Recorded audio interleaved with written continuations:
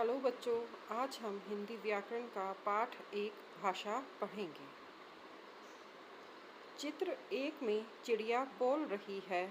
चित्र 2 में माँ और बच्चे एक दूसरे की बात को सुनकर व समझकर जवाब दे रहे हैं। चित्र 3 में बच्चा पुस्तक पढ़ रहा है और चित्र 4 में बच्चे हाथी को देखकर आश्चर्यचकित हो रहे हैं।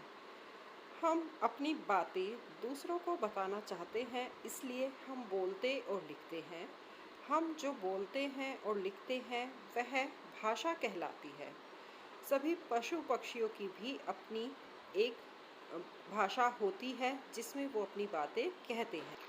भाषा वह साधन है जिसके द्वारा हम अपनी बात दूसरों तक पहुंचा सकते हैं और दूसरों की बातें समझ सकते हैं।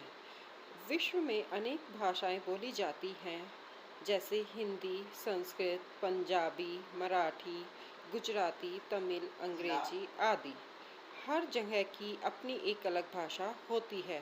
पंजाब के लोग पंजाबी बोलते हैं, गुजरात के लोग गुजराती, तमिलनाडु के लोग तमिल और पूरे हिंदुस्तान में हिंदी बोली जाती है। भाषा के रूप। भाषा के 2 रूप होते हैं, मौखिक और लिखित भाषा।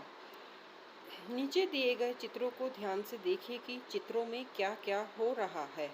इस चित्र में नानी जी कहानी सुना रही है और बच्चे कहानी सुन रहे हैं।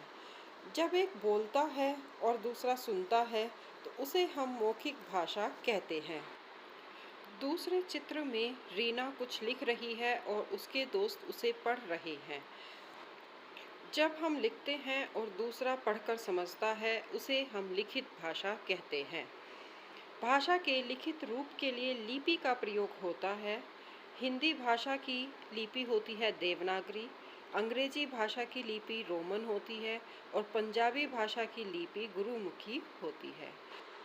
बच्चों, जीव जंतुओं की भी अपनी कुछ बोलियां होती हैं, जैसे बिल्ली म्याऊं म्याऊं करती है, कौवा काव काव करता है, मेंढक टर टर करता है और कुत्ता भौ भौ करता है। चूहा चूं चूं करता है, बकरी में में करती है, चिड़िया ची ची करती है और तोता टाएं टाएं करता है। धन्यवाद।